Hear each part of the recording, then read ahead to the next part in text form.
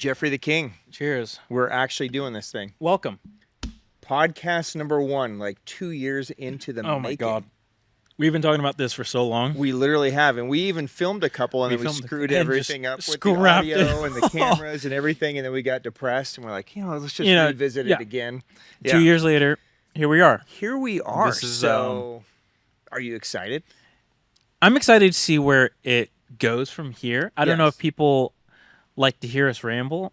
I mean, if they watch the What's New for 50 minutes, I think they will like this. So, many people are going to recognize us from the Hookup Tackle videos where we sit and we talk about tackle, we talk about techniques, we try to teach whatever we can teach on whatever the topic of the day is, right? Try to help people catch more fish. But, one of the things that I'm definitely not a guy that likes to pat myself on the back. Right. Like I don't, that's just not in my brain. Mm-hmm.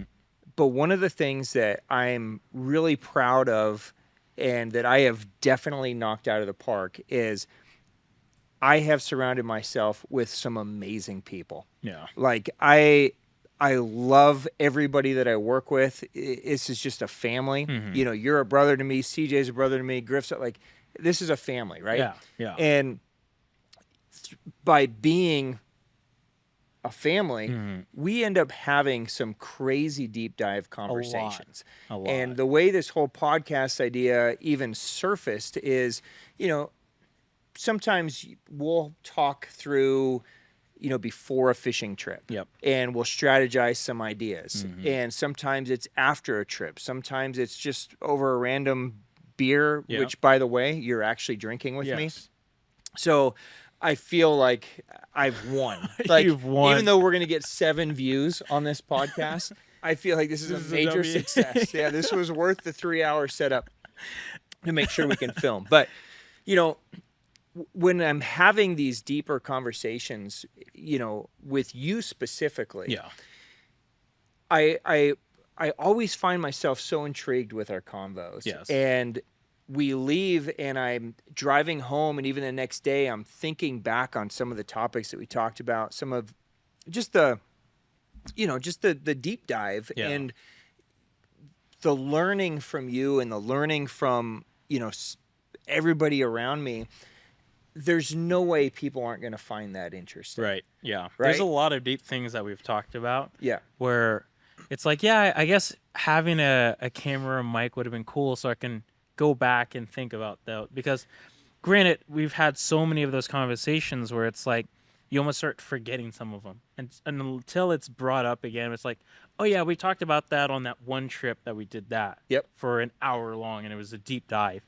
But now that we have the podcast form, I feel like we can always have these talks, and then maybe give people more insight to how we think about certain things on a deeper level than what we cover in, our videos as well. Yeah, and I think you hit the nail on the head.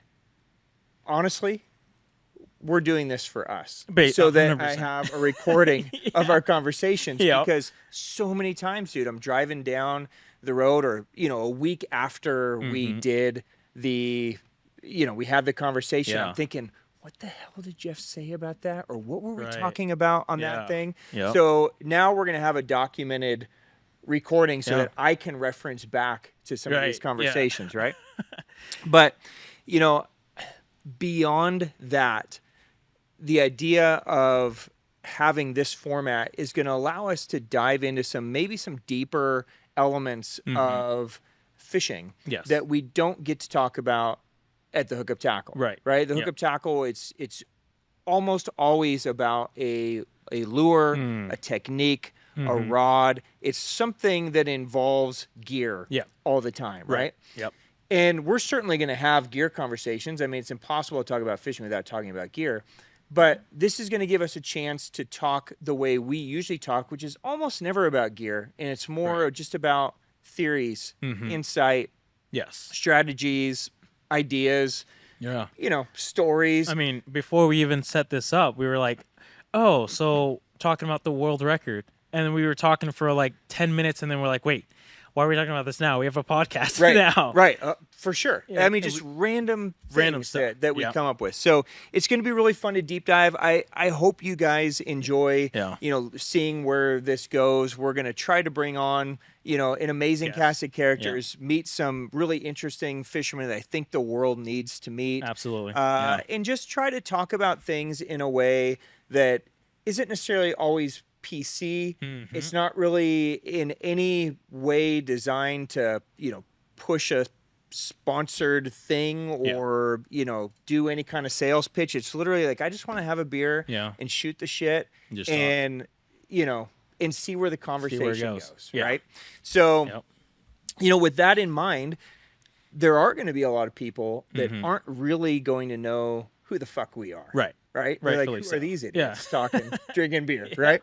So let's just mini interview each other because I mean, I don't care if anybody knows about me, but you're a fascinating individual, and I think people really would love to hear more about your, the story of Jeff and how you got into fishing and what's brought you to this place, right? Yeah. So, just in case anybody isn't a Jeffrey the King fan or a crazy bass fisher on YouTube fan, Jeff's really probably one of the most interesting anglers that I know. And I say that when I look at anglers and I don't really like rate people. It's not like you're a hot chick. I'm like, oh yeah, you're a 10, that's a 10 or a 6 or something, right? But when I look at anglers and I think in my head, like, is this a great angler or is this a mid angler, or in CJ's case, like a bum, right? It didn't feel good to not be in the camera, so I'm not calling you a bum. Crazy. Yeah, this is a good Anybody behind the camera is apparently a bum. They're a bum. Yeah, he's just sitting back there drinking beer. Hey, Jamie. Cheers to the bum.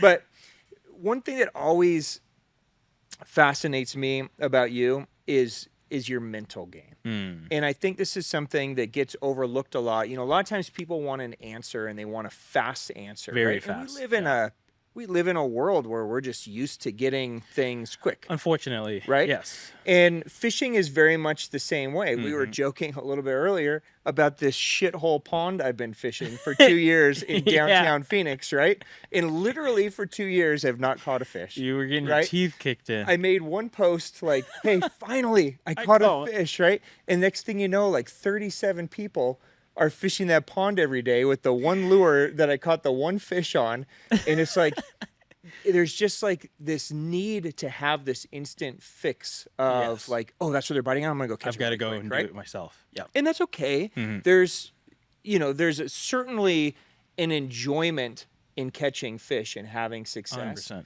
Yeah. But there's something very special about your approach to fishing, which is to grind. Yeah. And to do things your way. And a lot of times I'll hear people tell you, like literally give you information. Like, hey, dude, they're biting at this place on this kind of bait. And I can see you processing in your head like you're deleting it. What brings you, or what has brought you to this point in your life that has made you such a grinder? And am I reading you right? I mean, am I getting the right read on Jeffrey the King, that you feel like you have to earn everything yourself? I guess ever since I was a kid, I suppose, that nothing in fishing was ever really handed to me. So, as a kid, I was into tournament fishing. The idea as a kid was, all right, I'm going to become a professional bass fisherman, because that was the only way you could kind of make it in fishing at the time. And it seemed exciting and something I wanted to do. So as a kid, you go into like the junior bass masters and you fish that. Well, unfortunately, my dad really wasn't into bass fishing. He was into fishing, but he would go like catfishing at a pond, right? But going into like the junior bass masters, I was fishing against kids where their dads were into bass fishing, where they were tournament fish. So those kids got to go out with their dads to all the different lakes and be able to catch fish, right? And understand, like, this is what I need to do on this body of water to have a chance to beat all the other kids, right? For me, it was like, Well, I can't go out there and pre-fish. My dad doesn't have a bass boat, and he's not really that into it. So the way that I would pre-fish was I would pull out one of those paper maps, and I just look at the map and like, yeah, this looks like a decent spot. Then you circle it, and then you circle this spot, you circle that spot, and then you get to the tournament, and you're like, hey, Mr. Boat Captain, sir, I'm going to go fish these spots that I have never even seen in my life, right? But that was your game plan. That was the game plan. Right? Yep. And so that was... Did you know what you were looking at? No. All it said on the map... Where did that info... What made you circle spot A? Well, the map, it would show like a point and say submerged trees. And I'm like, yeah, submerged trees or where bass live. Got it. So yeah. You remember those old school maps too would show like high percentage places? Sometimes they'd show like a little fish mark. Fish mark. Yeah. Right. And then you're like, this spot. This is a good spot for bass. For bass, crappie, yellow bass. Did you circle 100%. some of those? Yeah. 100%, right? All right? And so then you go to them in the tournament and they suck, obviously. Because everybody that had a map went to the fish spot. Yep. Yeah. And so it was like, man, like it was such a grind from an early age off rip. And I just became used to it. And when I won my first tournament as a kid, I basically won it with no like idea of what I was doing. And I just went out there and I did my thing and I won the tournament. And it was so satisfying to win that tournament at a young age because it felt like I really earned it.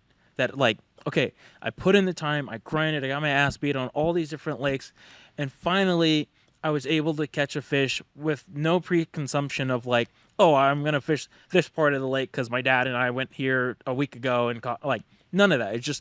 It went down to like who was able to clutch it out the best, and that was just me that day. Yeah. And so from there, after that, I kind of got out of, fishing, and then it went into like fishing the urban stuff. And urban fishing here in Arizona, it's tough.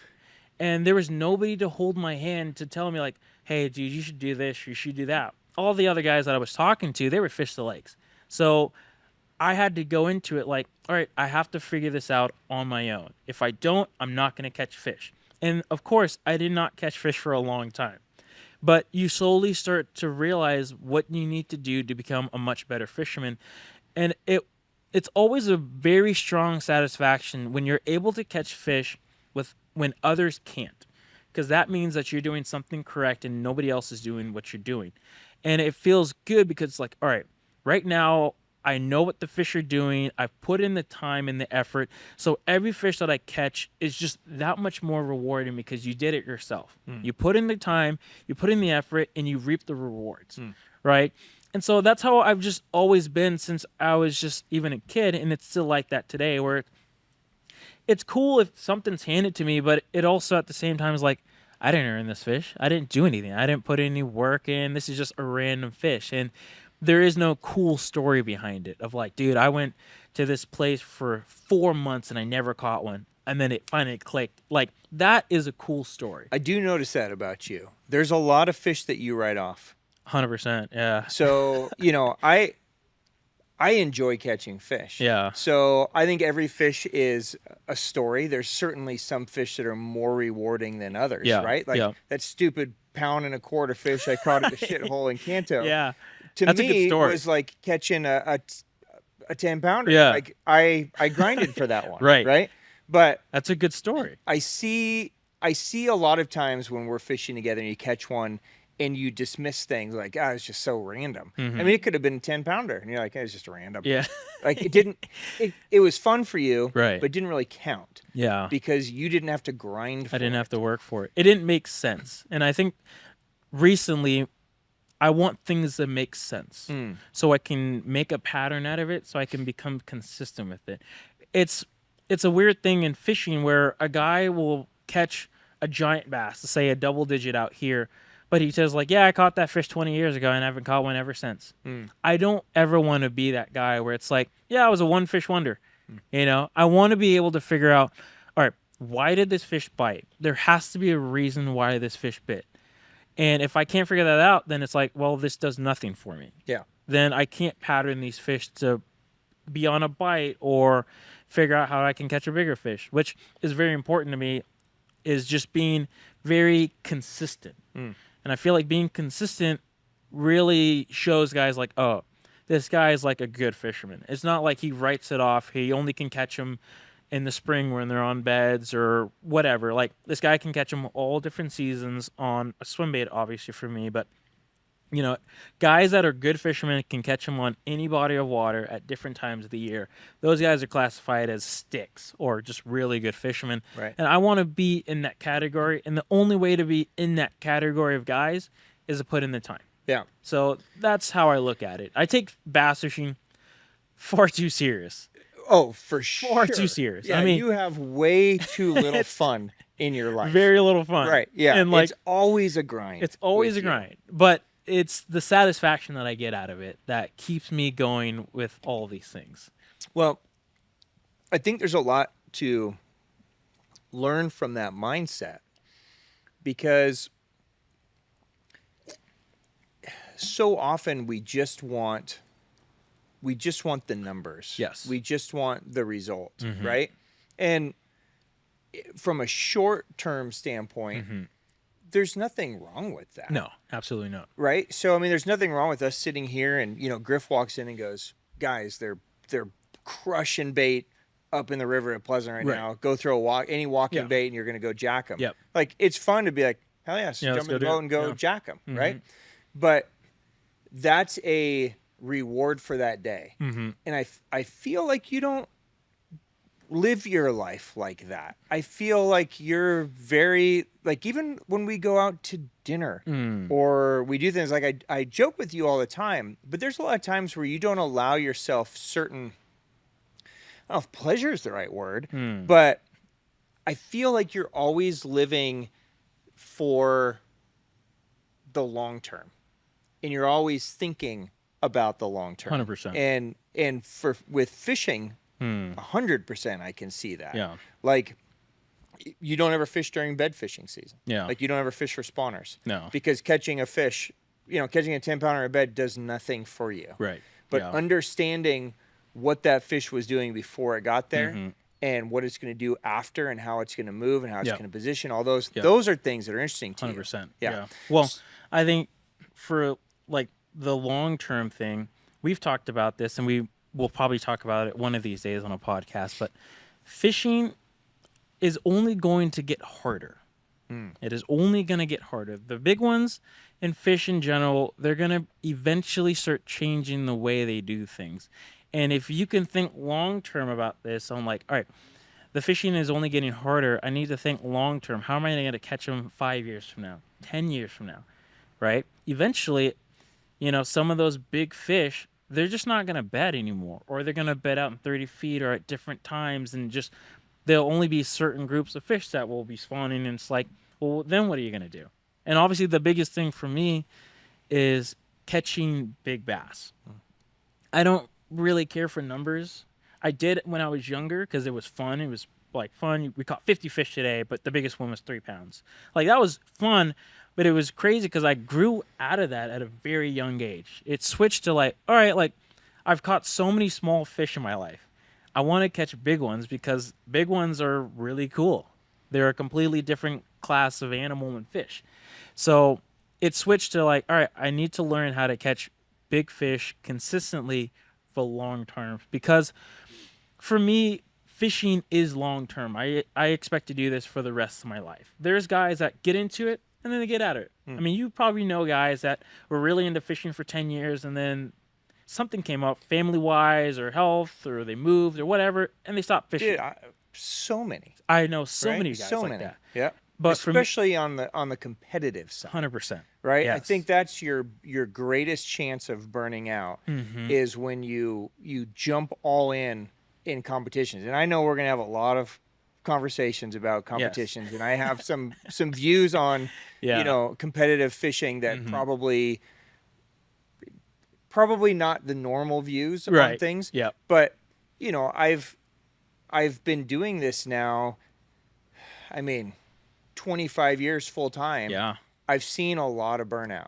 I've seen a lot of people come and go. I've seen a lot of the same thing cause the same problems. Yeah. Right? And it's really easy to crash and burn and exit. Yes. And there's many reasons for it. Right. Totally. I think one of the big reasons is that people stop having fun. Yes. I think people take this shit way too fucking seriously, especially when you start getting into competitive. Oh, yeah. Right? And you can take it seriously, but for you, it's a puzzle, right? So if you go out and have a bad day and you grind, that's not a waste of a day for you. That's information. Yeah. Right. So even a tough day for you is There's information, yeah. and you're putting that info towards the next trip. Right. In a competitive standpoint, a lot of times people lose sight of that. Right. A lot of times it's like, I lost. Yeah. You know, what a waste of a fucking day. Right. Yeah. But you know, it's kind of like the old saying, when you win, you win, but when you lose, you learn. Right? And remembering that all those misfires is actually info is really only possible if you're looking at something from a long-term standpoint. If you're just looking at the short-term standpoint, if you're just looking at today, right? You've almost set yourself up for basically disappointment and to lose. Because it's even in a local tournament. Yeah. Even if you're an amazing local angler, there's got to be at least 20 or 30 other amazing local anglers in the tournament. If it's a 200 boat tournament, at least 20 or 30 of those guys legitimately have a shot every time. Yeah. Right? So the odds of beating 30 guys every single time, it's pretty small. Yeah. Like, it's probably not going to happen. 100%. Right? I mean, you look at a lot of guys on the Elite Series, for instance, dude, a lot of those guys have never even won a tournament. Yeah. They've made careers as professional tournament fishermen. Right. Their only job is to win a tournament. Yeah. And they've never done it. They've never done it. Right? So if you're not setting yourself up to look long term, you're kind of missing a really important piece of fishing, I think. 100%. Yeah. Yeah. I think there's times when it's important to know what lure is the best thing to throw. Yep. And there's times when it's important to know where the fish are. Yeah. And I think those two things are not always worked on together at the same time. Right? Yeah, I can see that. And I think it's that second piece that's going to give you the long-term satisfaction. Right. Right? Yeah. So it's really fun to work on technique. Yes. It's really fun to catch them on different things, right? It's cool to go out and like learn how to throw a frog bait. Yeah. Fuck yeah, I'm a good frog fisherman, right? And it's really cool to flip or structure or glide bait or whatever it may be. But if you don't know where the fish are, then you're basically just begging for somebody to come in the store and tell you, hey, the fish are over there. Right? Crazy, right? So, you know, but it's not making you the angler that you're dying to be. Yeah. Right? Or that you're seeing long term. Yeah. It's weird. It's like how I've always looked at fishing, because growing up I also used to play basketball. It's basketball. It's like you can go shoot 100 3-pointers, and you're going to become a better 3-point shooter. You can make 100 casts and still not catch a fish. Right. Because you might not be making the right cast, or the fish just might not be there, and all the other elements that add to it. So you have to be very well-rounded to consistently catch fish. Yeah.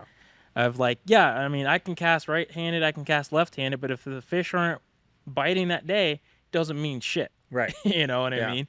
So technique, it's good to have, but you also need the other pieces of the puzzle to figure out how to actually catch the fish. Yeah. And that's super important. And I think this is going to be a really fun journey on this podcast, because we'll get to explore some of these ideas, right? I mean, obviously, the higher your technique is, the better your odds of having success. And there's so many things that go into technique. 100%. In this sport, right? Not tying is a technique. It is. It really Bait is. selection, casting, hook setting, fighting a fish, boating a fish. Like, everything kind of has its own technique. Yeah. And there's no real way to learn how to do it except The doing experience. it, right? Yes. But on top of all of that, understanding and developing, you know, whether it's like a sixth sense of like, you know, hey, I just got this gut feeling that tells me I need to be doing this. Yeah. The only way you're going to establish that is every time you get a gut feeling, it's based on your past. Yes.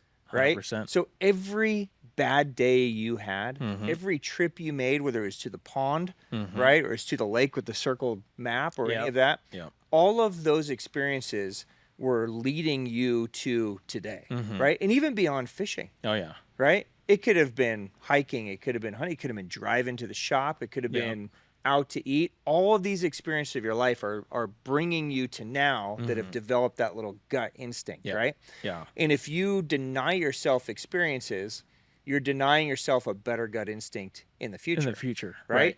So everybody kind of has to start somewhere. Yeah. You got to start by just going out and, taking advice, of whether it's, come into a tackle store or talk to a buddy and be like, hey, where do I start? What do I do? Right. Like, that's great. That's good to get you started. But at some point you need to start honing some ideas. Right. Yep. And just do things on your own and fail is so important. Failing is very important. A lot of times you see people and they get frustrated, like, man, I can't figure it out. Well, that's good. That means you're trying it. You're failing. Yeah. Right? Like, well, let's work on honing this. Or let's work on honing that. I think people view failure as a bad thing. I think people confuse failure with learning. And it's like, hey, you're just learning. You didn't fail. It's not failure until you give up. If you keep trying, that means you're just learning. And I think working through the process. Working through it. Yeah. But there was a point that you made the other day that I always forget. And kind of going back to like the instant gratification is that, I, in my position, have the luxury of being able to fish 2 times a week, 3 times a week, right?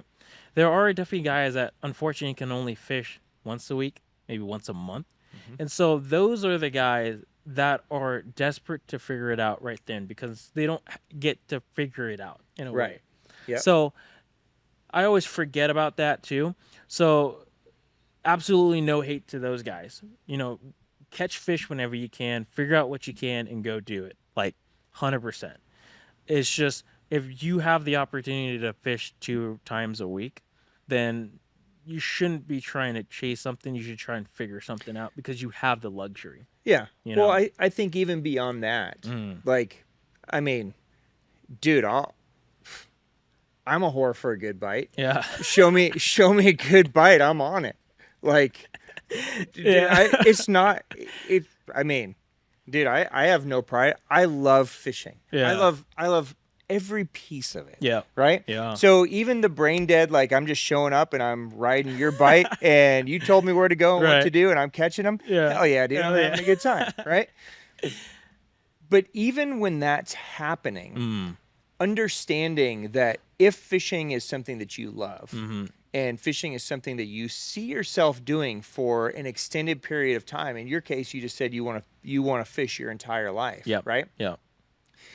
It's important to constantly be thinking about, like, go enjoy the bite, but try to understand, if you can, why that's happening. Right. Yeah. Where it's happening, what's happening. Like, try to learn as much as you can from that you can apply on your own for the following time. Yep. And if you go out and you don't jack them, right? You were a day late or, your other 37 buddies already beat it up, right? Yeah.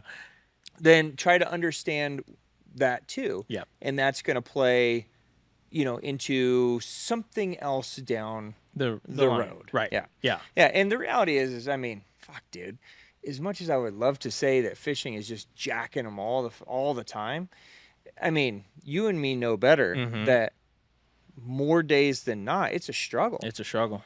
Yeah. Even if you're really good. Yeah.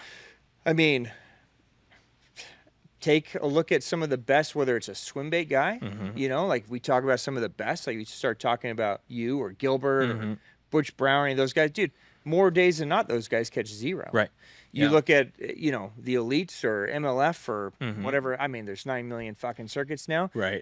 Half of those guys don't even catch a limit. Yeah. And they're good fishermen. Right. And they've been practicing for a week and they can't even catch 5. Crazy. And then we put all this pressure on ourselves on the one day a month that we get to go out.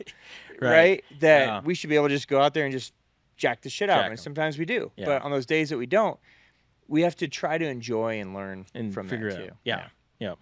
Speaking of enjoyment, do you remember how it felt when you beat those kids in that tournament that you won? It was maybe top 5 greatest moments of my life. Yeah. 100%. What was going? Did you know you had it? 100%. So you knew you Crazily won. enough, like before you pulled up to weigh in, you knew you had it. I knew I had it. Yeah. I don't know why. So I forgot who it was. Maybe it was Skeet Reese. I think he won a tournament, and he's landing the fish, and he's like, "Oh, that's the winning fish, or that's my money fish, or whatever." And so the lake that we're fishing on is called Alamo Lake, and it was a slot lake at the time. So I think it was like 12 to 15 inches you keep one, and then you couldn't keep a fish unless it was over 18. Right. And unfortunately, there was just a lot of rats being caught. So I caught one first thing in the morning that was, I don't know, 1.5 pounds or whatever. And I was like, all right, this is good. And so we're fishing throughout the day, and there's like this one obvious looking laydown. All the trees were like this, right? But there was one that was like this. And I was like, that's obvious. So I flip into one of like the little branches that came off, thunk. I get bit, set the hook, catch a little fish, and I'm like, all right, this is not going to help. So I throw it back. We work to the other side, flip in again, thunk, set the hook, and this time it had weight to it. And I'm like, oh my gosh, this is a big one. And this thing's dogging me, it's fighting, it's jumping the whole time. I'm like, oh, this is my money fish. This is my money fish. Yep. And so like my heart's racing. The boat captain's like, oh crap, it's a good one. He grabs the net, and we net it, and I'm like, oh my gosh, that's a giant. It was like a 3.5 pounder. But right. I was like, but still, it was an over. Huge. It was an over. Yeah. I was like, this is massive, dude. So I go to weigh in, and I go up to my buddy Phoenix, and I'm like, yo, I think I won it, dude. I caught a freaking giant, dude. And so he's like, oh my gosh, dude, that's a giant. And so I weigh my fish, and it's a total of 4.99 pounds for 2 fish. But everybody else, they couldn't find that kicker over. And so I was like, my heart's racing. I'm pounding. I'm like, I'm pretty sure I've got it. And this kid, he rolls up. His name was Jesse. He rolls up, and I look in his bag, and it's a good one. And my heart just like falls. I'm like, dude, I think he's gonna beat me. So then he weighs his fish, and his went for like 4.86, and I won it. So you squeaked it out. I squeaked it out. Yeah. And I remember them finally saying like, this is the winner, Jeff, right? And it was almost a weird feeling of like nobody was happy for me, but they were clapping. They wanted their kid to win. Their kid should have won it. Or like, who is this kid? Why did he win it? His dad didn't even have a bass boat. Like, I almost felt like that in the crowd. Yeah. And the tournament director at the time, I won't say his name, but dude's a dickhead, fucking douche. He wasn't happy for me because his son was in it too, and his son sucked ass. And so do you think those feelings that you were feeling, do you think they were warranted? I mean, do you think, now looking back on it, this was how many years ago? How old were you? I think this is 11 years ago. So, you've had 14. You've had a decade to reflect on it. Do you still feel the same way? 100%. Like thinking back? 100%. So, I mean, and it is what it is. Yeah. I won the tournament. Right. And remember, as a kid, tournament fishing was like all I ever thought about. I'd always watch ESPN. I'd wake up early on Saturday to watch the new Bassmaster Elite Series on whatever lake, and I was so stoked. And all I ever wanted to do as a kid was win a tournament, and I finally won one, right? And I had my best friend Phoenix there. He got to see it. My dad was there. Sick. And that was, I'm not even kidding, I think one out of maybe the 2 or 3 times in my entire life, my dad was like, I'm proud of you, son. Huh. And that moment, like, I almost cried. It was just an incredible feeling to have won that. My dad was stoked. Phoenix was stoked. Nobody else was stoked. I was like, yes, I did it. I grinded. I got my teeth kicked in, and the fish gods were like, here, we're going to give you a win. And that was a defining moment for me that I thought was going to carry me on. But then you find out, like, dude, the tournament thing is just, it's not good. The tournament director basically ruined any type of joy that I got out of tournament fishing when he robbed my friend Phoenix of Angler of the Year. Because the tournament director, his son was in it, and Phoenix and his son were in the same age group. Phoenix won 2 tournaments, placed in a 3rd out of 5 tournaments. I'm like, dude, you got Angler of the Year. Well, no, the tournament kid's son won, and he only won 1 tournament. And I was like, dude. So how'd that work? Oh, he's like, oh, well, my son went to Cabela's to do like the bonus points stuff. Point stuff. And, okay. And Phoenix, he wasn't able to go because his parents were both working. They were busy. They didn't have time to do it. So he just got squeaked out by points. And so I think I was either 14 or 15. I went up to the tournament director and said, "Yo, what the fuck is this, dude? Right. My boy had an incredible year. How did he not win Angler of the Year?" And then he told me that. And that was the very moment where I was like, fuck tournament fishing, bro. And that was it. I never looked back. Well, it's funny, Jeff. It's sad to hear you say that, you're in a kids event and that you feel like the people around you can't be happy for you. But if you were still in tournament fishing, you would have the same feeling. Oh, 100%. So we could all be friends on Friday. Right. Come Saturday, if you fuckers beat me, I hate all of you. Yeah. I'm going to clap, but I'm fucking pissed. Yeah. Right? But it's different, though, when... we're friends. Yeah. Right? Yep. And I may hate your guts, but I'm still going to be like, dude, good job. Yeah. Right? Like, it's still, there's a mutual respect. What did you do with those feelings of, you had to have felt like an outsider.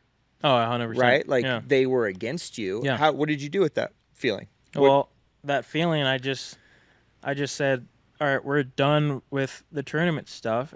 This is not the vibes I want to be around.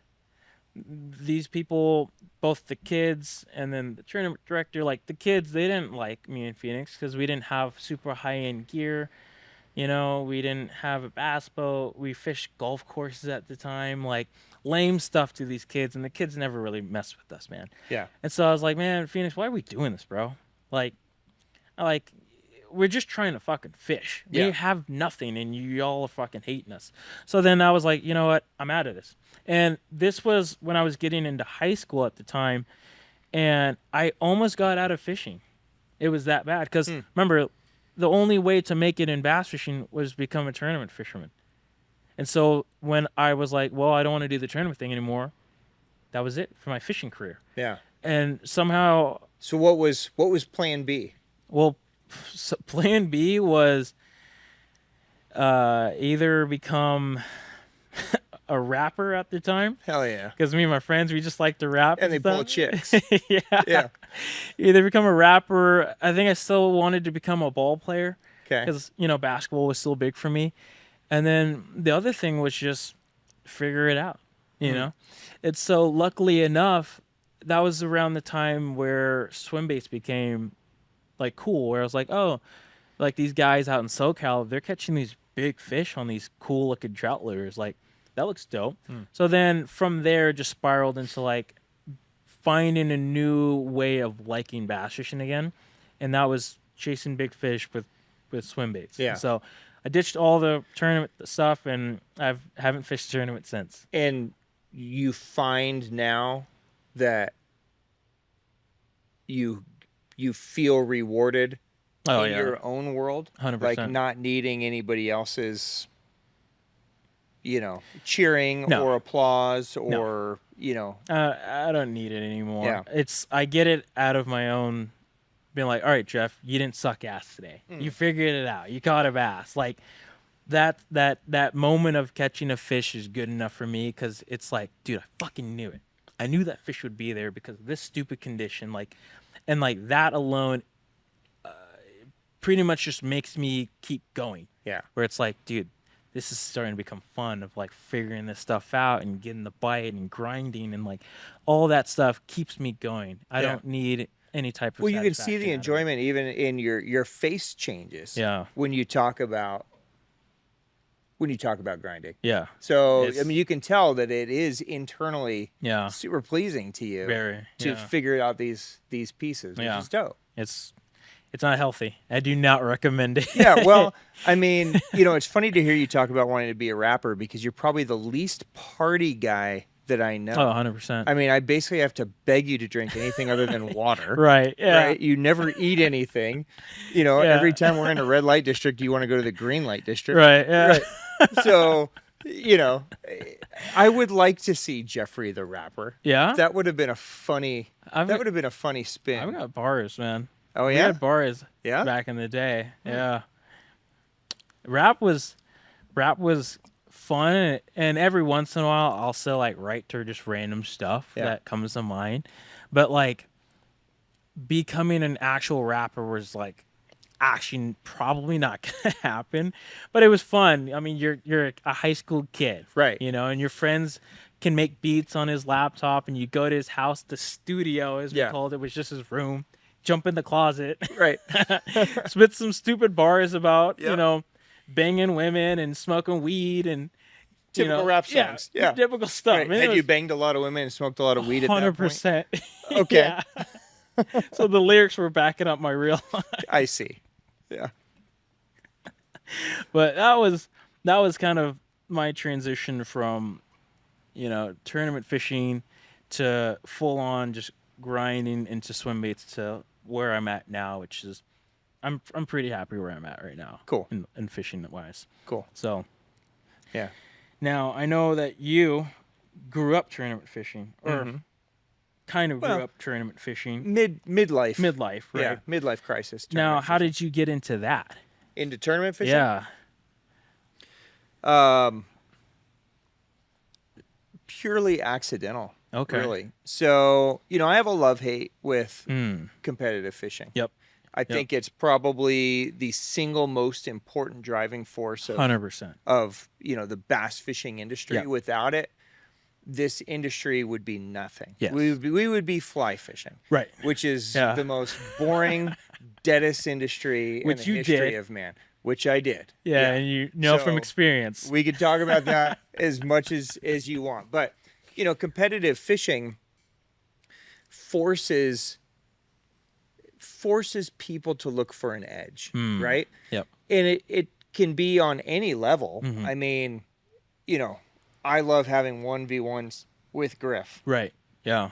I'm always sitting here thinking of some kind of bullshit nonsense to get an edge up on him. Right. Right. I mean, I literally sat here and tried to figure out how to strap a live scope to my calf. So next time we went shore fishing, I could stick my leg in the water and mount a graph to my chest and fuck him over. It's a good idea. Basically, right? Great idea. I'm looking for my edge. Yeah.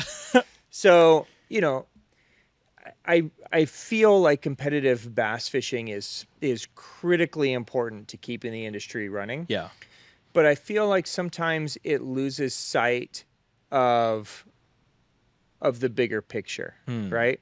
As far as me getting into it, I was always just a fun fisherman growing up. Oh, really? I loved fishing. Yep. It could have been any species. It could have been bass, trout, saltwater. Yep. I loved fishing. Yeah. And similar to you, I grew up fishing from the shore. Right. Right? Yeah. And then I remember my brother and I both loved to fish, and we saved up, I think at the time it was probably like $300, right? Yeah. And we went to Walmart and we bought a Coleman crawdad. There you go. Classic. And that was our first boat. And holy fuck was our world it was just this whole new world had opened up to us, right? Yep.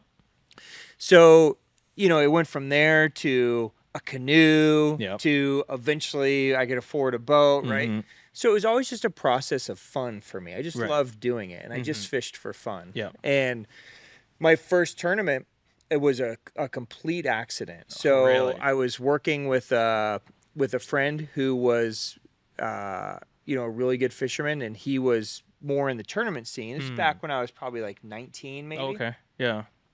And a friend of his, his name is Phil Brewer, just dude, he's been kicking ass in local tournaments in Arizona for decades, right? Just, an OG stick, right? Came into where we were working and said, "Hey, Jeff, there's a tournament at Apache this weekend. Can you fish?" And Jeff said, "I can't. I've got to work." He said, "You should ask Ben. He's a good fisherman." And so he goes, "Do you want to fish?" I said, "Fuck it. Let's go." And, we ended up winning.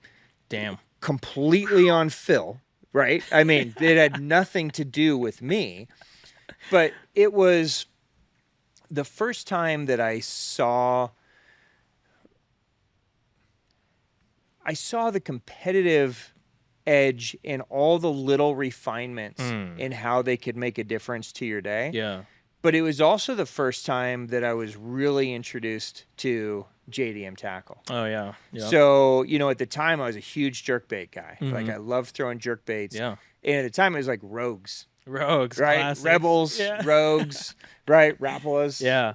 And so, he told me, he goes, dude, we're going to catch them on spinner baits. We're going to catch them on jerk baits. I'm like, oh, fuck yeah. So I had my, 6 shitty rods rigged up with my 6 shitty jerk baits. And, we went out there and he is just absolutely waxing my ass. Really? And I can't catch a fish. And he's just fish after fish after fish after fish. I'm like, what the fuck is that? I'm like, what is that? He goes, it's a Lucky Craft. No. I never even heard of Lucky Craft. Oh, really? Right? Wow. Yeah. So, I mean, that's taking you back. Like, I love to fish, and I fished all the time. Yeah. But I really had no idea about it. And so it was an eye-opening experience that there was this whole world that I really had no clue existed. And it just kind of started the rabbit hole. And in competitive fishing, for me, just similar to you, I did it because I loved the competition. Yeah. I've always been competitive. Yeah. But I loved the fact that it forced me to fish places that I wouldn't normally fish. Okay. I love the idea that it forced me to learn new techniques, new baits, basically everything that competitive bass fishing does for you, which is forces you out of your comfort zone, forces you to fish under these conditions, this body of water. It may fucking suck, but you got to figure out somehow to catch fish. Right? Yeah. And that's basically how it went for me. I had kind of a similar idea as you. I love fishing so much. I knew I wanted to try to make a job fishing. Right. Yeah. It just seemed like that was the answer. And I think a lot of people feel like that's the Only answer. Right? And it's a hard road, right? It's a fucking grind. Yeah. To be a professional tournament bass fisherman. Very I mean, hard. I've been around them now my entire life. Yeah. And very few are successful off just tournament bass fishing. Right. There's so many other things. There has to be other things involved, right? And at the time I was realizing that. And so, the other thing that I love doing is I loved teaching people. Yes. Right. That was always when I was a kid and my brother and I were fishing, we always joked like, someday when we were old enough and we could have a job. Yeah. We were going to start Ben and Jake's Guide Service. Right. And we were going to take people and show them all these cool places and show them all these cool experiences. Yep. So I started guiding. And the guiding was really a way to basically supplement my losses on the tournament side. Right. It was basically just to keep me funded. Yeah. And then just the nature of life, guiding got busy and so I threw more energy there, and I was really loving it and enjoying it, and I just found myself growing that, and that eventually took over my life beyond the tournaments. The tournaments. I see. Yeah. Did you do well in your tournaments? Did you ever win any big ones? Yeah, I mean, I like anybody that fishes, super hardcore, you streak. Yeah. Right. So, you'd have your runs of streaks where you'd pop 2 or 3 events, or you'd pop a big one, or you'd, finish high in something. Yeah. You'd make a big paycheck, and then by 2 months later, you had blown it all and, and more entry fees because then you took a downward spiral. Right. It's such a streaky. It's the closest. It's basically poker. Basically, right. You know what I mean? You have to ride your streaks as hard as you can, and then you end up hitting everybody's going to hit it. They're going to hit a cliff, you're going to go down. You got to figure out how to get out of that hole as fast as you can before your money runs out, right? Yeah. But, I had every intention on doing that full time as a job. Yeah. At the time I was, friends that I was traveling with Brett and Brent, and those guys were, they were ahead of me, and they were making it, right, and they were doing it, and I was just in a different place at that time. I got married at spring break in college, right, crazy. So I mean, I was young and married and had a house, and I enjoyed that. I enjoyed that stability. Yeah.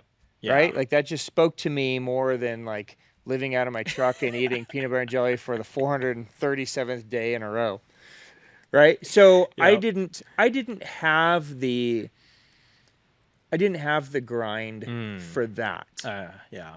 That I think you need. Oh yeah, 100%. Especially today, man. I mean, everything is so competitive. Very. Whether it's swim bait fishing, whether it's, running a tackle store, whether it's being a competitive bass fisherman. If you're not willing to grind harder than everybody else, somebody's going to outgrind you. 100%. And knowledge is just so easy to come by now. Nowadays, yeah. It's ridiculous. So, there's no more of this, well, I've got a few secrets up my sleeve. Right. Like, there's none of that. Secrets. Like, it's literally just who's going to outwork who. The other person, right? In everything. Yep. And you've got to have a little luck on your side, but you have to also recognize when luck's happening and throw as much fuel on that fire as you can. Right, yeah. To try to give yourself an edge, right? 100%. I think if you're not completely 100% vested in something, at this point, if it's going to be your career, it's not the right career. Yeah. Or maybe you're just going to be mid. Right. Yeah. And I've never really liked being mid. No. You? It's a bad feeling, dude. It's bad. I especially hate being mid at something that I know I shouldn't be mid at. Right. Yeah, it's frustrating in a way. It drives me fucking insane. Yeah. Right? So like music, like I was a musician my whole life, right? And you've become family with my brother and his family now, right? Yeah. So you've hung out around him long enough to know his fucking genius, right? Dude, there was a time that I was better than him. And I was hanging with him. Wow. Right? Were you better looking as and well? Then, well, of course, that goes. No matter what my mom says. Oh, yeah. Yeah, of course. Right. Yeah, pay no attention there. But, you stop playing for a while and you focus on fishing or whatever your next craft is, right? And then you sit down and like there's times where I'll sit down and be like, oh, dude, I'm going to knock out something, right? Yeah. And I play and I'm rusty and I suck. Yeah. And it's like, this is fucking bullshit. Like, it pisses me off. Like, I have a really hard time handling sucking. It's something I shouldn't suck at. Yeah. So, to me, it's almost like I have to kill it. Oh, yeah? Like, it's dead to me. Wow. Right? Just chop it off, huh? Otherwise, I either need to sit down there and practice and re-hone and not suck. Yeah. Or I need to kill it. Yeah. Like, I have a really hard time just being mid. Yeah. At something. I'd rather it just not be in my in my life. To not be mid, you have to really try. Dude, the grind is intense. It's intense. There is somebody right now outworking both of us. Oh yeah. Right? Yeah. So, no matter how much of an edge you have right now, with the knowledge that you have and that you've built over your life, the second you let your guard down and you stop that grind, somebody else is going to take that slack and they're going to overcome you. Yep. Right? And then you're going to be the wash Jeffrey the King. Yeah. Jeffrey the wash ass king. Yeah. I remember when Jeff was good back in 2023. Now he's just mid. Yeah. What a mid fucking bum. Yeah. Now he's a rapper. He picked up rapping. But he's old. So all his rap chicks are fat and ugly. It's the truth. Mixtape coming out 2024. And he just drinks water. What kind of weird ass rapper is this? He's got no chains, no stamina. Brother's got no stamina. That was probably one of the funniest comments I've ever read on social media. Ever. Still a classic. You know about that comment, CJ?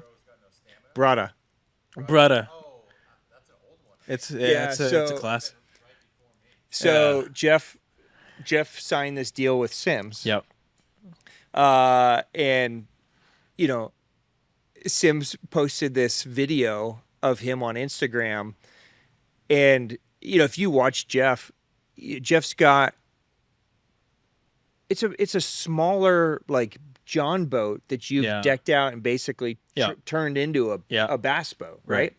So, but it's still an aluminum boat. Yeah. So there's still, like, wobble, and aluminum boat shit, right? Yeah. So Jeff hits this fish, and the boat's wobbling, and it's a big one. How big was that fish? 9 pounds or something like that. Yeah. And it's going every direction, and Jeff's a very animated guy anyways, right? Yeah. So he's always like, oh, like he's always kind of like, it's hard to know if you're fucking with me or if you're really just all over the place, right? I think it's some of both, right? Yeah. Like at least I know when I'm in the pond, he's got a 1 pound. He's like, oh, it's a big one. I'm like, okay, he's fucking with me. But he does the same shit with 8 pounders, right? So it was just it was a killer fucking video. I think it was on a 10-inch mag draft or something, right? Yeah. So anyways, he boats this fish and he gets it in the net and he's just stoked, right? It's a super dope video. And this European dude comments down like, what's wrong with this guy? Brada has no stamina. Right? Brada. Yeah, B-R-A-D-A. Brada. Has no stamina. I had some other interesting comments too. Like, this guy's so destructive with his $80,000 bass boat, using like 80-pound braid and the 3/0 treble hooks, and I'm like, well, those are fly fishermen. Oh, 100%. That's on Sim's page. Yeah, it was on Sim's page. So those are fly fishermen hating on anybody else that's not throwing a dry fly on some 7X. It was gnarly, and I was like, wait, why did they even post this if this was like the audience? It was some very interesting comments. I was like, yeah, hopefully they don't post me again. But that one comment has stuck with me. That's never leaving. Yeah, every time I see Jeff getting tired or hot or whatever, Brada's got no stamina. It comes back up. Brada has no stamina. You should for sure say that on the crate. Speaking of edging and kind of always grinding, is it? Hey, dirty minds aren't allowed on this podcast. Grinding and there's already one. There's one dirty mind, one clean mind. Yeah, come on. Let's not outproduce the others.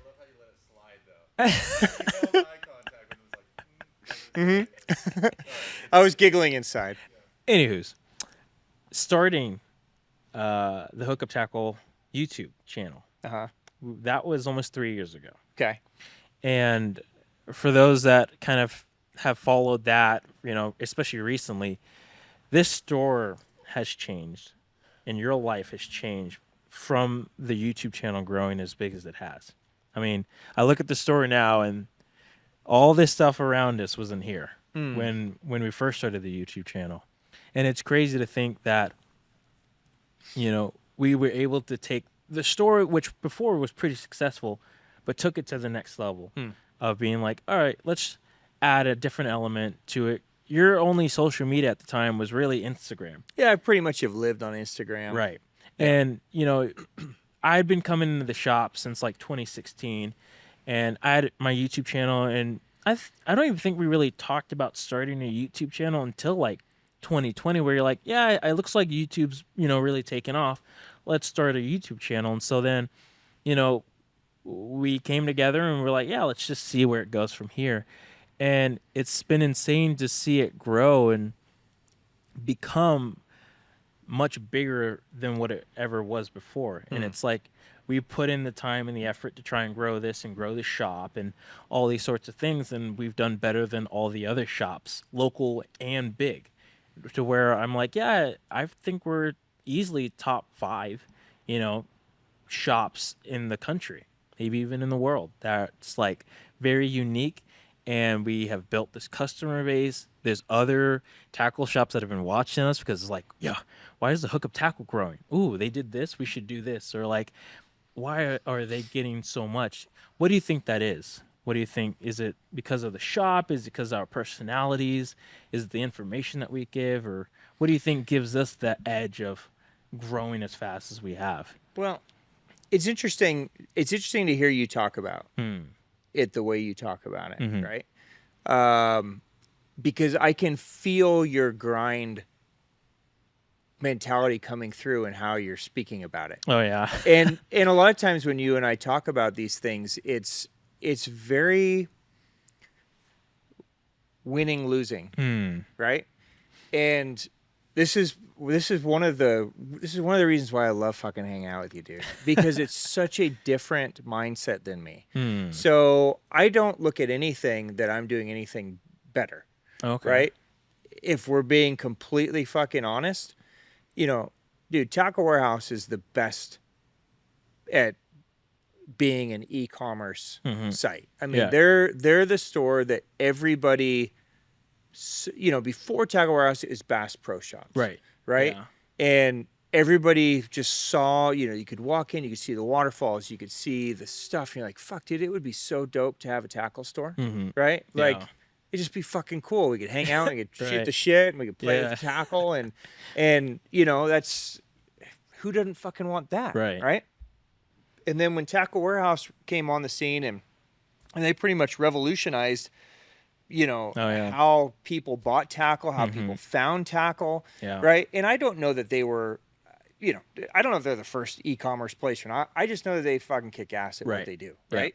And, so, I mean, in all fairness, anybody that's done e-commerce since kind of has, mirrored at least a portion of their business towards what those guys have done and are still doing because they do it so well. Right. Yeah.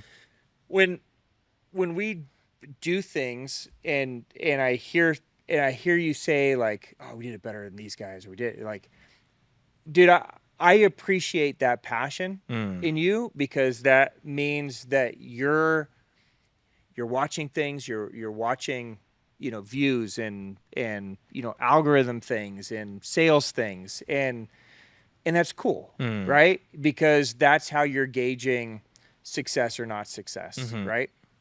But I'm not really looking at it the same way, right? So look, everybody that owns a tackle store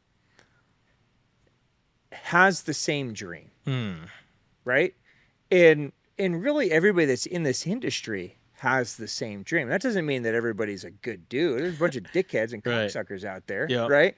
But for the most part, fishermen are good people. Like, we have a super diverse group of humans that make up bass fishing. Like, when you think of most activities, you kind of can lump people into who follows, right? Like, when you think of hockey, for instance, like, I can kind of see the genre of people that love hockey, right? Soccer. Yeah. I can kind of see the people that are in it. Beach volleyball. Right? Yeah.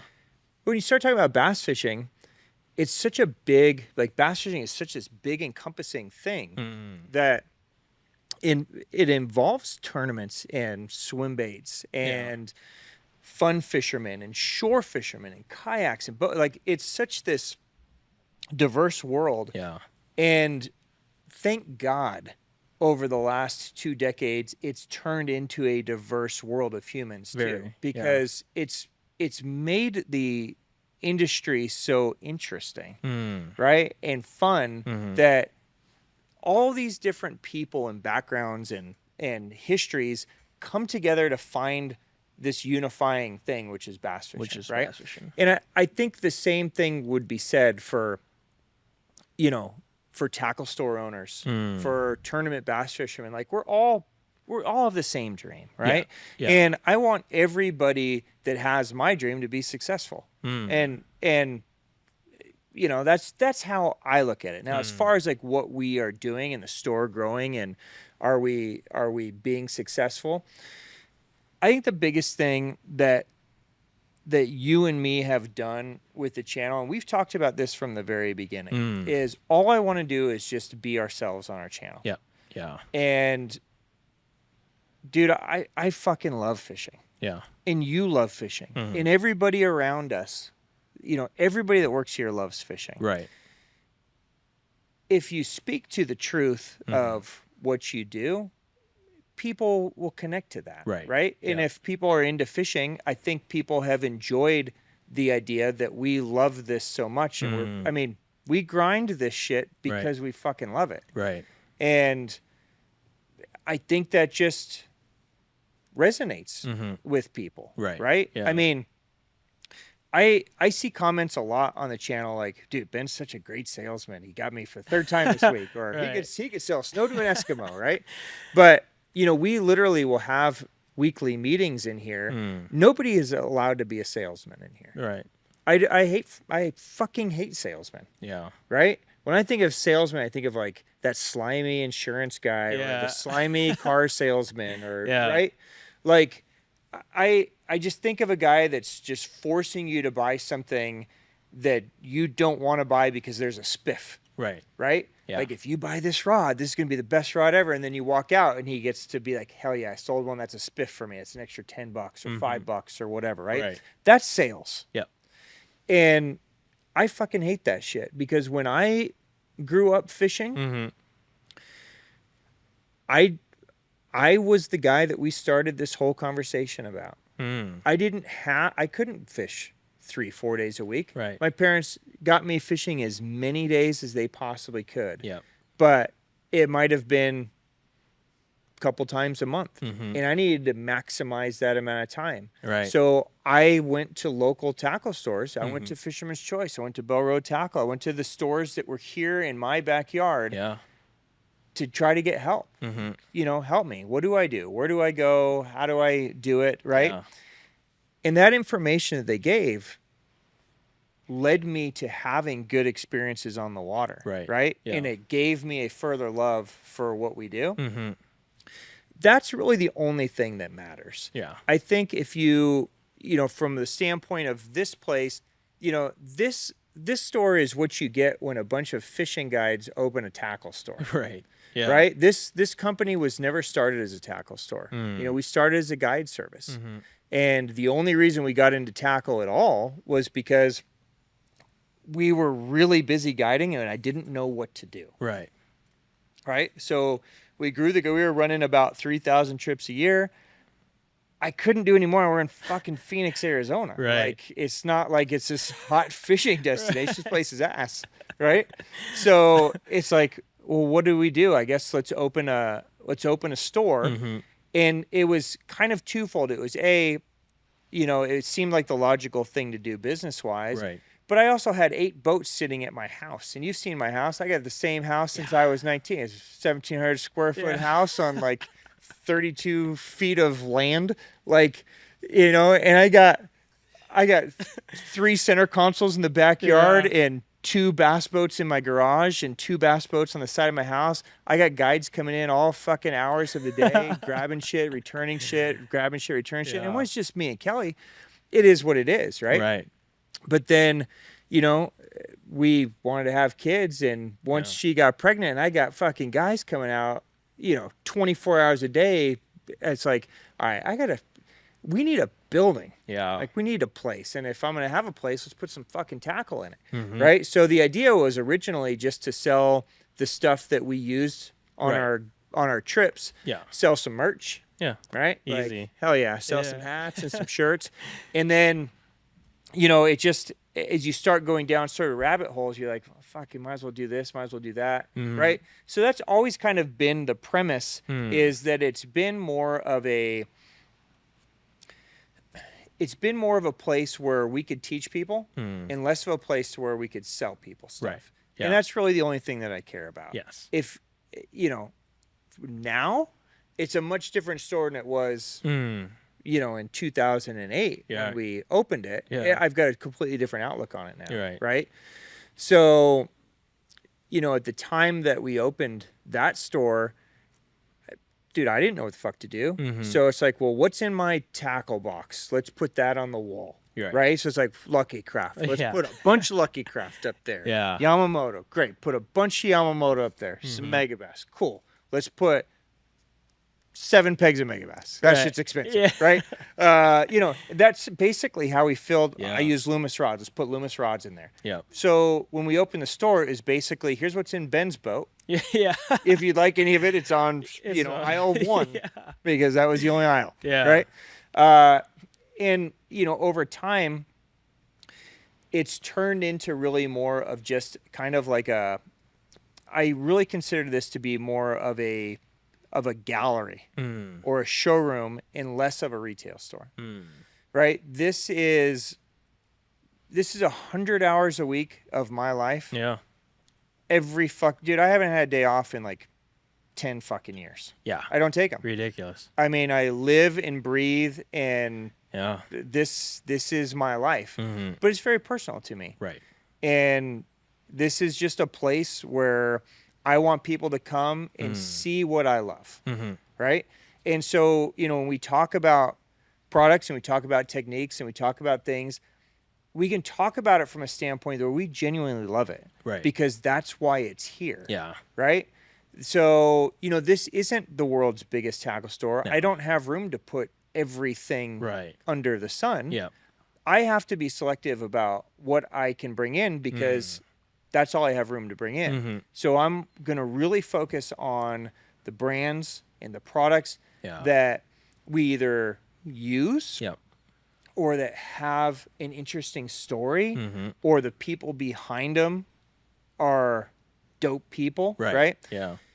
And I think people have started attaching to that more, especially in this age of our fishing industry when it's so easy to just steal ideas and knock off baits and make everything about the buck. Right. Yeah. If you look at the big brands in our industry, whether it's from a retail standpoint or, you know, from a lure standpoint, money is usually the reason why they do something. Right. Yep. And that's never why I've ever done anything. That's never resonated to me. Now, obviously, I need money. I got to buy beer. Right? There was a time where I had to buy diapers and food, but those fuckers can fend for themselves now. It's all beer now. Maybe some tacos every once in a while. Right? But, I mean, we obviously need money, but the decision making has never been about dollars and cents. Right. It's been every decision I've made has been about the passion of doing something. Of doing it. Right? So if I'm going to bring something in, there's times when I bring something in and it's like, dude, I don't get this thing, but I'm going to roll the dice because the people that are making it seem super dope. Yep. Or, you know, this is a hot technique and I don't really understand it yet, but let's bring it over and see if it does anything and see if it resonates and try to learn it as we go. And there's certainly things that come in and then it's like, yeah, that wasn't really the right thing. Right. And they just, they go away. Right. But for the most part, as you look around, it's really just expansion of things that we have always loved. Right. Right. And, you know, a lot of the brands are experiencing a lot of growth too. So, you know, and there's a lot of companies that kind of, we're kind of on a downward spiral. And then, you know, that big fishing spike of COVID came. Yeah. And it was like, you know, yeah. like, oh, hell yeah. Here we go again. You know, it's like, let's get it. Right. And so there's a lot of that we're seeing too.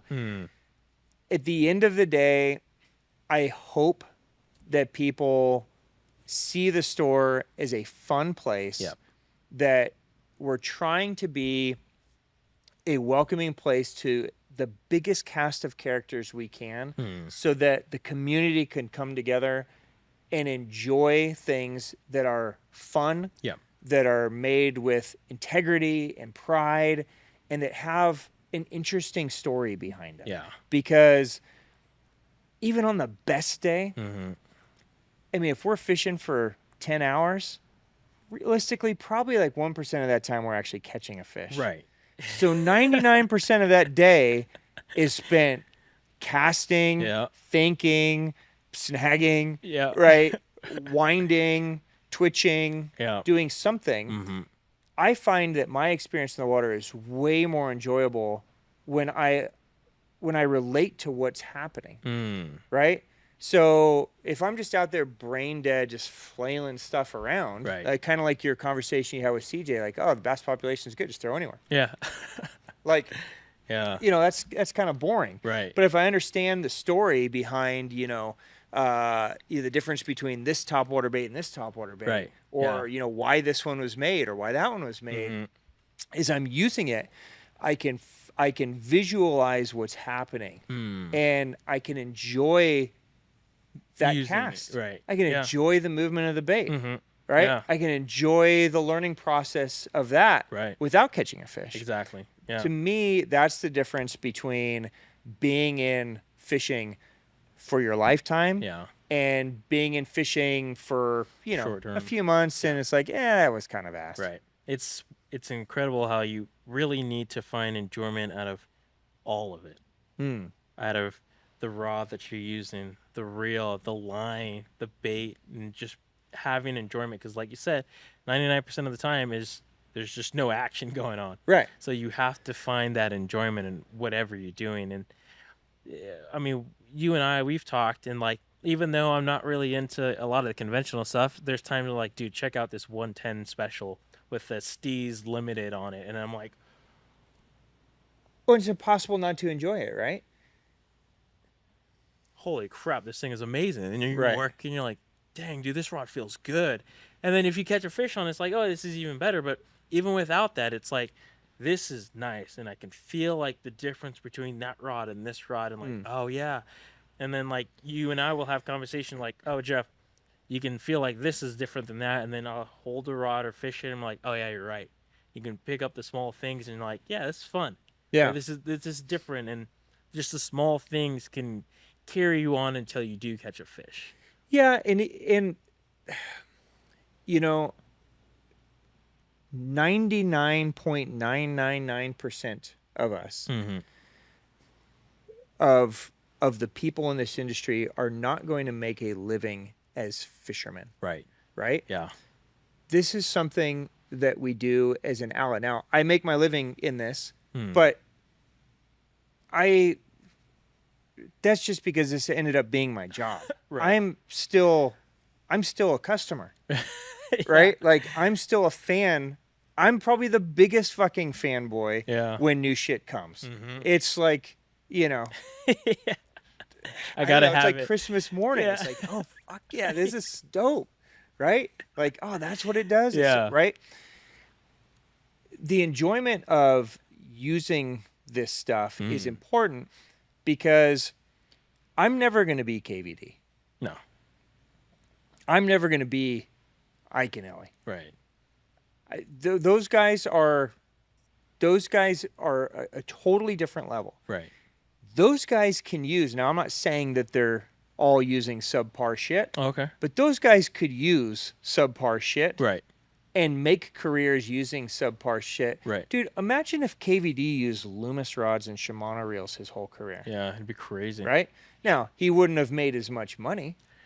Right. Right? I mean, that he did what he did as a super smart fucking businessman. Right. But he's also such an amazing angler that he could use lesser rods and reels than a lot of guys and still whip their ass. Right. Right? Yeah. I don't have to prove anything to anybody. I'd rather just use the good shit. Yeah. I want to have some fucking fun. I want to pick someone and go, fucking A. That is light and just feels good. This is really good. Right? Yeah. Like, I need some help. So if I feel an extra bite, dude, that's a game changer. Yeah. Right? 100%. So enjoying those times on the water and the in-between, even... I think it's so important in this industry to enjoy the part that's not even fishing, and we talk about this too. A lot of times when you listen to stories or like you think back stories, like even myself, like when I think back stories with my brother or with my dad or with my kids, it's a lot of times the actual moment where you're catching fish. But most of my fishing stories, whether they're funny stories or they're times that impacted me, happened when we weren't catching fish. Oh, yeah. It could have been at a gas station. It could have been on the way to the lake. It could have been while we were sitting there not catching anything. And something happened. Like, all those in-between times are really the special times. They really are. Right? The catching of the fish is what gets us out there. Right. Right? Yeah. But I don't know that that's the most important reason why we do this. Right. And that's why sometimes I don't want people to get too frustrated, not to beat a dead horse, but sometimes when you're not catching them, it's okay. Right. As long as you're enjoying the process to get there. Yes. And you're enjoying, like, all right, well, I got to figure out how to get better. Right. Or I Yeah. got to figure out how to do this different or, work through it. But it's enjoying all those little things. The birds, dude, the heat, the cold, right. all that shit is. How often do you and I talk about our Wisconsin trip? But all never the time. fishing. Right. It's always the about fishing was ass. the cold, and it didn't the really walleye. matter. We caught some amazing smallmouth. Right. It was good fishing. Right. But beautiful fish, but we never talk about the fish. fishing. Yeah, because there's going to be other smallmouth. Right. Right? And there's going to be other fish. Yep. The shit that was funny was me lugging a 752-pound bag through a fucking hotel that kept closing all the doors. Yep. You getting a 332-pound fucking state record walleye served to you. That's what we always talk about. Almost killing us driving off the road and ending up in a ditch. These are the moments. This is what fishing does. Yes. Right? And no matter who you tell these stories with, dude, I was brought up in a pretty straight middle class, I mean, my dad worked, my mom raised us. I mean, a pretty, what I would consider a normal American family. Yes. Right? Yep. I could talk to somebody who was super wealthy, way beyond me. Yeah. I could talk to somebody that was, in and out of different houses, super poor. Yep. I could talk to someone who's white, someone who's Asian. So it doesn't matter. You share these fishing stories. Yeah. Everybody's relating. Yep. It's the same common bind, the same common ground that we all have. But it's those stories that are the important part of fishing. 100%. Right? Yeah. The actual fish catch. It's funny how that works, wild, isn't it? That's the only reason that all we do this is to catch that fish. Right. But really, none of us ever really talk about that. Right. Like the day after we do, it's like, hey, check this one out. Check this one out. Right? We show it on our phone and then we put it on Instagram and then it's dead to us. Right? We never really talk about it again. It's funny. Yeah. I mean, me and CJ, we fucked him up really good the other day, and we're still talking about the bass population being good. Not about me catching an 8. Right. It's just something stupid that you said. Something dumb. Right. And it's like, it's funny how that works. But that's the enjoyment in fishing. Yeah. That it never gets old. Agreed. It really never gets old. Yeah. Well, it's going to be fun to go through this process and have these conversations and hear what makes fishing fun for different people. Right. Because, dude, I want people to be entertained by the conversations that we have. Right. But more than anything, this is an amazing industry. This is an amazing activity to be attached to. Right. Right. And we've spoken about if fishing has a label or not a label. Like, is fishing a sport? Right. Yeah. Is fishing a hobby? Is it an art? Yeah. Is it, what do you think? We've talked about this before. So I still think it's a sport. Okay. I still think it's a sport. And what makes it a sport for you? I think at my level it's a sport because of the grind. Okay. Because of trying to learn the techniques and trying to become better at something. Okay. In some way, shape, or form. And, you have to put in effort of, casting, waking up early, standing all day, walking if you're shore fishing, hiking if you're going to. So there's an athletic component there still to it. Is. Yeah. Right. Yeah. So I've viewed it as a sport.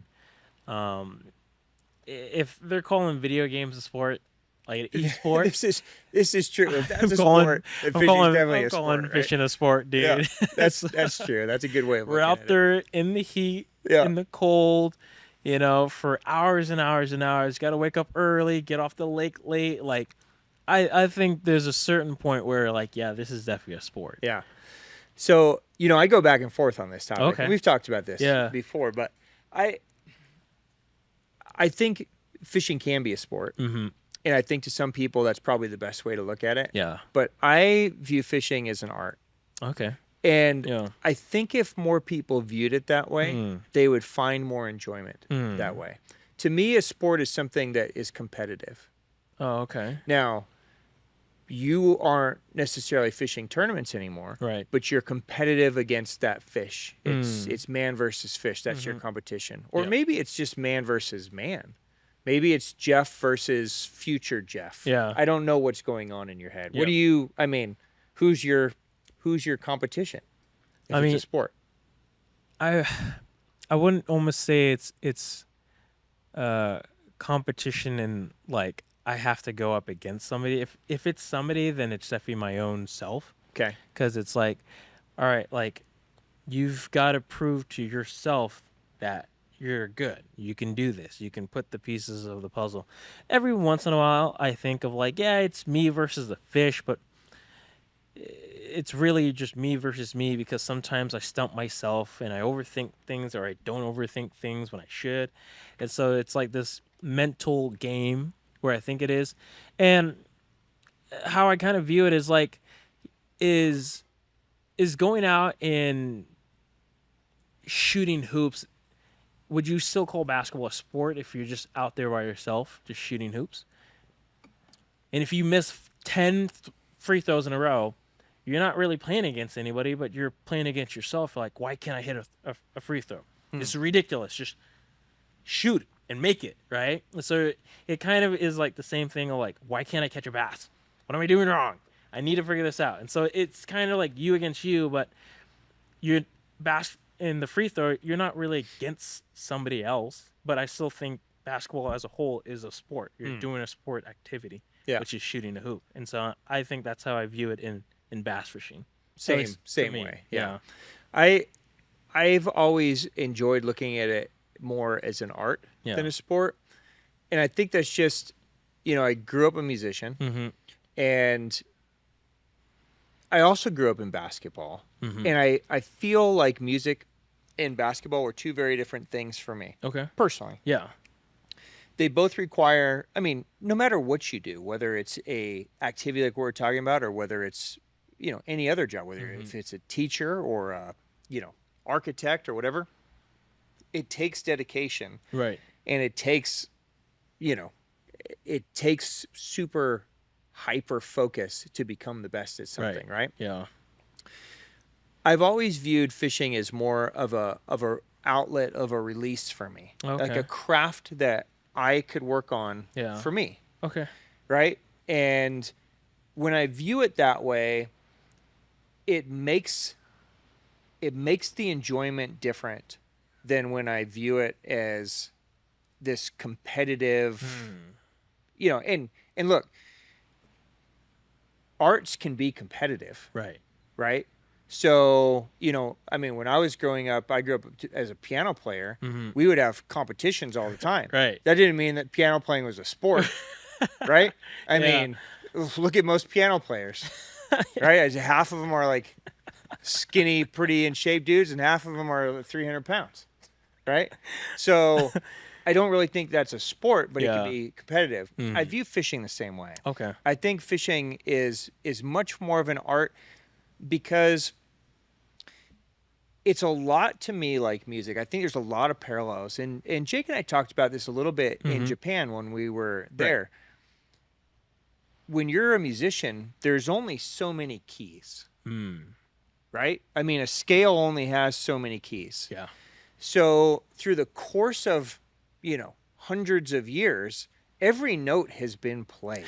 Right? Yeah. Right?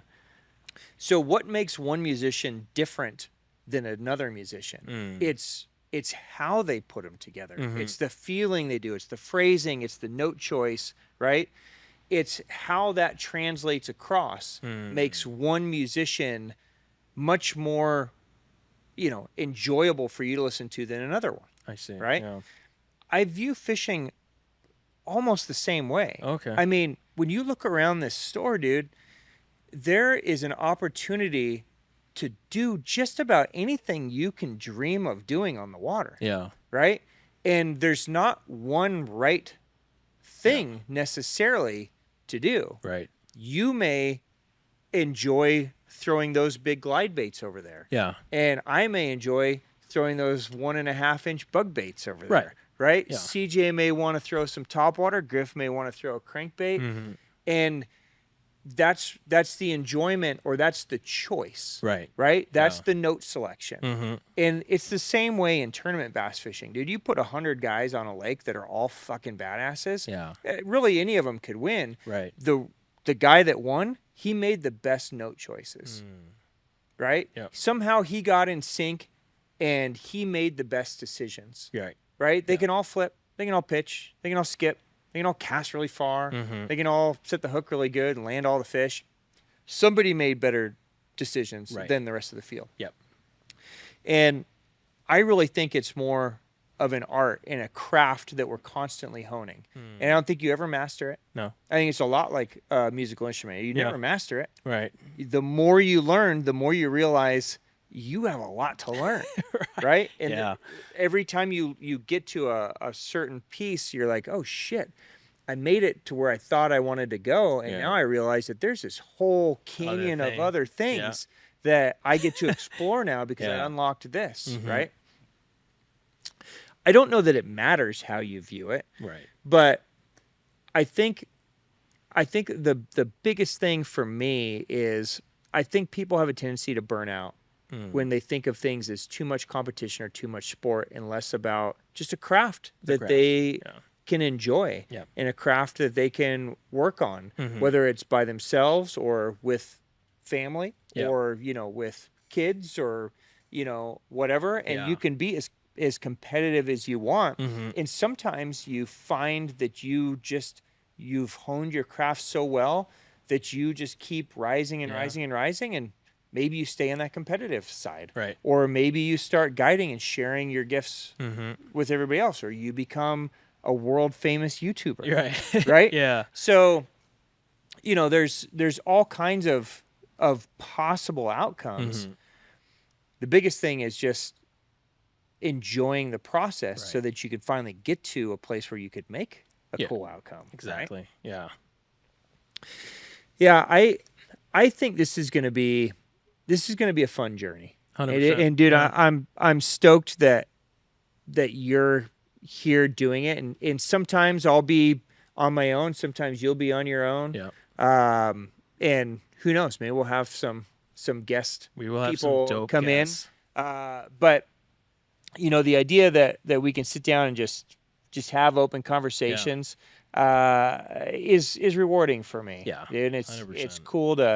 it's cool to revisit where you started. Yeah. And a little bit of backstory with Jeff. I feel like we could talk about some of these topics for like 12 hours. Oh, easily. Right? Easily. But I know that a lot of this stuff is going to get brought up again, and we're going to revisit a lot of these 100%. topics. Yeah. So I'm excited to go through this with you and see where this comes. There's a lot. There is a lot of topics that we can go down such deep rabbit holes. I think the next episode's going to be good, where we talk about either world record fishing or the difference between JDM bass fishing and American bass fishing. Well, I think we should maybe combine those two, because in reality, the world record is tied between Japan and the U.S. I consider it to be in Japan. But also the record books we'll get into that. Yeah, there's a whole other conversation. So let's make that episode 2. Yes. Okay.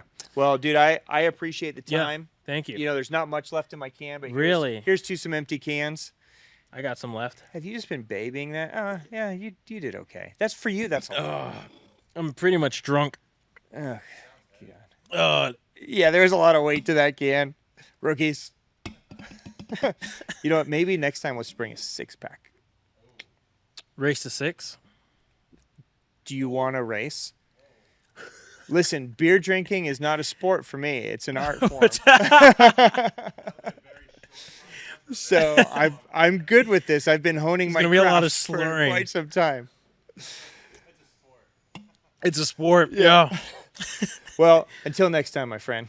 Yeah. All right. I appreciate you sitting in, and thank you everybody for watching and or listening. Shout out to CJ behind all the good job, CJ. Wires and CJ electrical stuff. I'm surprised it didn't catch on fire. Wait till people see our behind the scenes debacle that we have. Check out the Patreon. Okay. Relax on the Patreon. No Patreon. But thank you to our official, non-official sponsor, Orion. I know you're the watching. The greatest beer from Okinawa. Oh, they're going to tune in. I know you're watching. Yeah. They're just hoping that we're going to stop. They've just been... They're like, oh my God, have they not started drinking Coors Light yet? The sales have been through the roof. Yeah, we don't ever need to sponsor those. We're basically like the patch pirate fishermen. Yeah. Who just put patches on their shirts and then ask for sponsorships. Yeah. That's 100% who we are. Well, I'm going to go drink my sorrows. Free promotion. Peace, my friends.